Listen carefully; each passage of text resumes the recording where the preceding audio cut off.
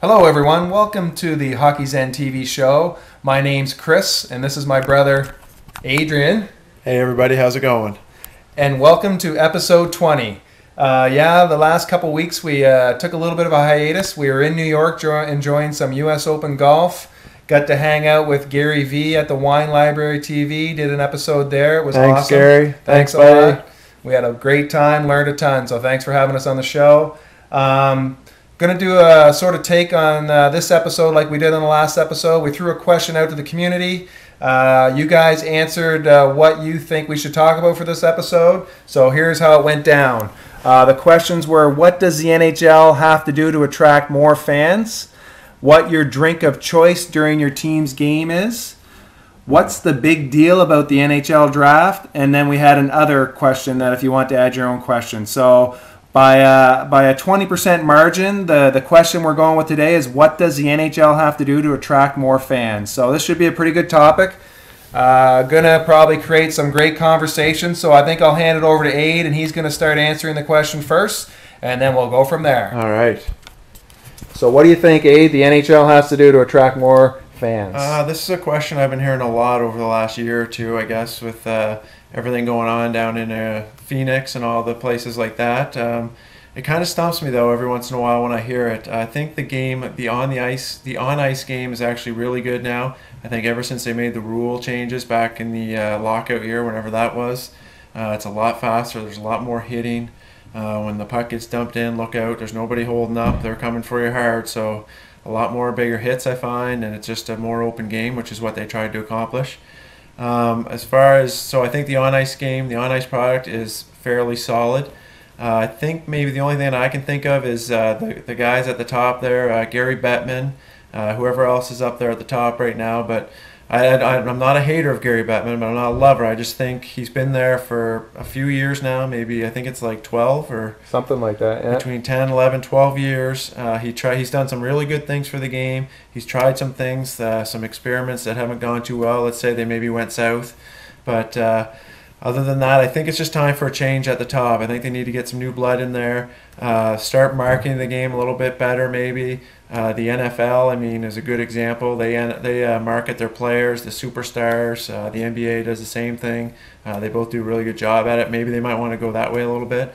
I'm not sure what the answer is there, but I think they need to maybe make a few changes at the top. I'm not saying these guys need to be fired or whatever. I think it's just time for change. So with regards to that, are you thinking this is like kind of like, you have a head coach, that's been in there for a while coaching a team, and the team kind of stops reacting to what he's, he or she's talking about? Do you think that's kind of what it is? He's done his job and maybe move on? Yeah, I think so. I think everybody's probably still listening to him. I think it's just time for some new ideas, some new marketing ideas. Try and tell the story a little better when there's big matchups and stuff, which they're trying to get into. They had a good playoff this year, so I think if they kind of keep the course too, it should hopefully keep improving. But I think some new ideas might be good in there as well. So that's my take on it. I'm looking forward to lots of feedback from everybody out there that can help me with this question, because like I said, it kind of stumps me every time. I don't know if there's a clear-cut answer or suggestions, but looking forward to hear them. So let's hear it after the show. All right, so here's what I think. I think you're bang on with the on-ice product. I think it's top-notch.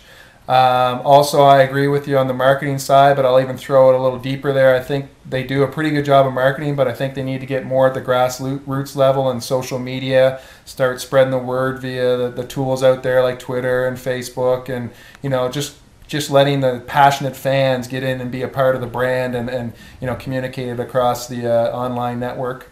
The Hockey Zen would be a good place for that. Yeah, it'd be a great spot. Maybe they can come back and check out some of the feedback here.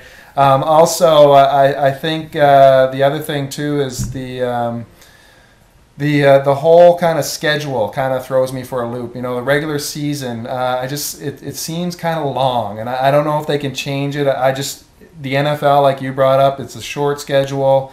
Every game means something. I just think an 82-game schedule is a little long, but I'm not saying, I'm thinking maybe 65, 70 games might be good. And then you get into the playoffs, which always draws a great fan base for those games. So the schedule will be nice. I don't know if they can do much there, but that's one thing I always thought maybe they could look at. And the other thing is, you mentioned Phoenix. maybe the NHL could get more involved in the grassroots level of all these cities that aren't really maybe having the uptake they had hoped. It's like bringing cricket to Canada. Would we be filling the stadiums for cricket? I'm not sure. We didn't even for NBA in one of our biggest cities in Vancouver. So I think it has to start at the grassroots level where they can get in, get the program started, get kids involved, get parents involved, and really do a good job there. And that hopefully spreads into the NHL arenas that those cities are in. So that's kind of my take. Like Adrian, I'm looking forward to hearing what everyone else has to say. You could also throw in maybe fighting should go. I don't know, but that's a whole other another topic, so we can talk about that some other day. So anyway, thanks for watching, and we'll get this online, and looking forward to what you think and how you think the NHL should react and get more fans into the arenas. Thanks for watching the Hockey Zen, and keep your stick on the ice.